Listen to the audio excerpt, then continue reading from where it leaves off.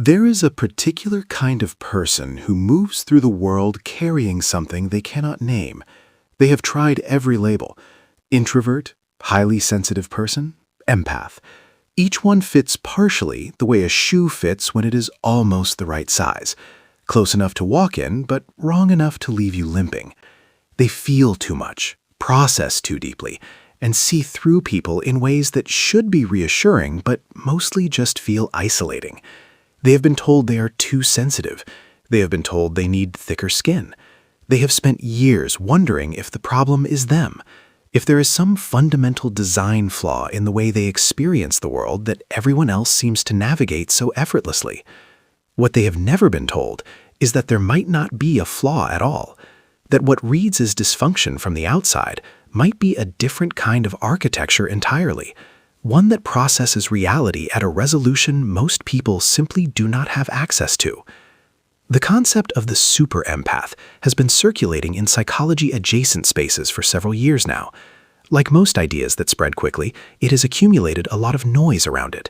Overstatement, romanticization, the kind of content that tells you you're special without telling you anything true. So before we go any further, let's be clear about what this video is and what it is not. This is not a flattery exercise. It is not a list of reasons to feel superior to other people. If you came here looking for validation without substance, this is probably not the right place for you. What this video is an honest examination of a psychological profile that genuinely does exist. One that has been observed across clinical research, neuroscience, and decades of documented human behavior. The 8 signs we are going to walk through are not personality quiz results. They are measurable, observable characteristics rooted in how certain nervous systems are built, how certain minds process social and emotional information, and what that costs a person when they have never had a language for it. Here is the foundational distinction you need to understand before anything else. Empathy itself is not rare. Humans are wired for it. Mirror neurons, the neural structures responsible for our ability to simulate other people's experiences in our own minds, are a standard feature of human neurology. When you watch someone bang their knee, that is your mirror neuron system doing exactly what it was designed to do. Empathy, in that basic sense, is universal. What is not universal is the degree to which that system is calibrated and the degree to which it operates consciously or unconsciously. Research in sensory processing sensitivity, most extensively developed by psychologist Ella Aaron, suggests that approximately 15 to 20% of the population processes sensory and emotional input with significantly greater depth than the norm. Their nervous systems do not just receive information, they elaborate on it, cross-reference it, and integrate it at multiple levels simultaneously. This is a real neurological difference.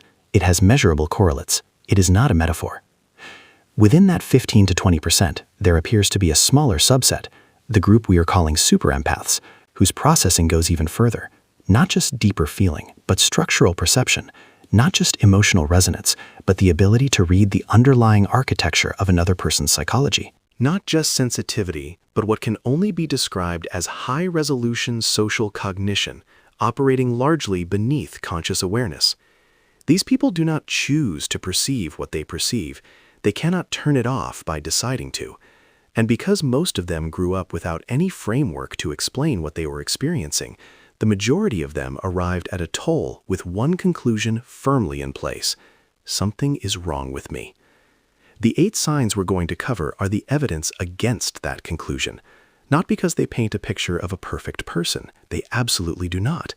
The super empath profile carries genuine costs, and we are going to look at those honestly.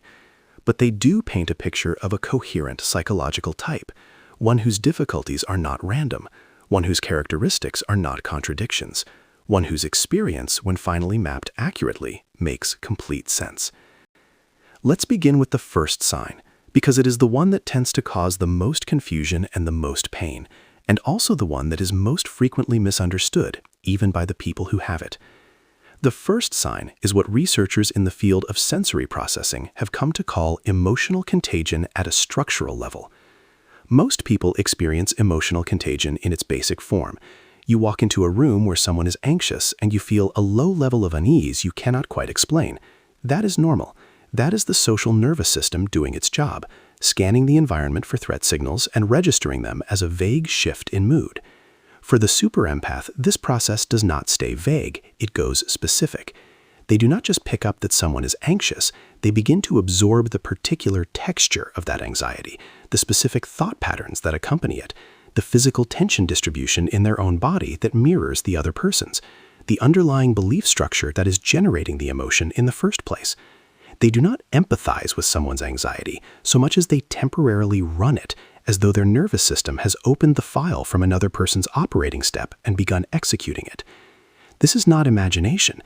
Neuroscientific research into high sensory processors has found that their mirror neuron systems show significantly greater activation in response to observed emotional states than is typical. Their insular cortex, the brain region most closely associated with subjective emotional experience and interoception, responds more intensely and for longer durations. The absorption is physiological, not merely psychological. The reason this matters, and the reason it belongs at the top of this list, is that it explains something that super empaths spend enormous amounts of energy being confused by: the experience of carrying feelings that do not belong to them, of waking up fine and arriving somewhere with people and leaving feeling like a different person. Of not knowing at the end of a day involving multiple interactions which of the emotional residue is genuinely theirs and which was imported. This is not a weakness. It is a feature of a nervous system with an unusually wide aperture. But without understanding, it functions as a source of chronic confusion and exhaustion. And chronic confusion, sustained long enough, starts to look a lot like something being fundamentally wrong. It is not. It is the first sign. The second sign is pattern recognition that operates faster and more accurately than conscious analysis can account for. And this one tends to unsettle people when they first understand what is actually happening. Because the most common explanation super empaths reach for is intuition, a gut feeling, a sixth sense, something they cannot explain. So they stop trying to explain it and just accept it as a mysterious personal quirk. The truth is considerably less mysterious and considerably more interesting. What is actually happening is unconscious data processing at extraordinary speed. Every human interaction produces a vast stream of information, micro-expressions that last less than a fifth of a second, subtle asymmetries in vocal tone, the specific words someone chooses when they are trying to avoid saying something, the gap between what a body is doing and what a mouth is saying, the way someone's breathing pattern shifts when a particular topic comes up. When a particular topic comes up, most people's cognitive systems filter the majority of this information out before it ever reaches conscious awareness. It is not that they cannot detect these signals. It is that their brains make an executive decision that the signals are low priority and discard them. The super empath's brain does not make that same decision. It retains the beta, it processes it, and it assembles the results into a conclusion that surfaces in consciousness, not as a logical argument, because the processing happened below awareness, but as a sudden knowing, a certainty about someone that cannot be fully articulated, but proves consistently and over time to be accurate. This has been studied. Research on what psychologists call thin slicing, the ability to make accurate judgments about people from very brief exposures, shows significant individual variation. Some people are far better at it than others. And the people who score highest on measures of sensory processing sensitivity also tend to score highest on thin slicing accuracy. They are not psychic. They are processing more of the available signal than most people do, and processing it more completely. The result looks like intuition. The mechanism is sophisticated, unconscious cognition. The cost of this sign is one that does not get discussed enough. When you consistently perceive things about people that they have not told you, when you know someone is lying before they have given you any obvious reason for suspicion, when you sense a relationship is in trouble before either person in it has admitted it, when you read a room correctly in ways that others find unsettling, you learn very quickly to keep it to yourself, because the alternative is being called paranoid, being called presumptuous, being told you are projecting. The pattern recognition is real. The social penalty for acting on it openly is also real. And the long-term result for many super empaths is a deep habit of self-censorship around their own perceptions, a learned distrust of exactly the faculty that serves them most reliably. The third sign is the one that confuses people most when they first encounter the super empath profile, because it appears to directly contradict the empath identity as most people understand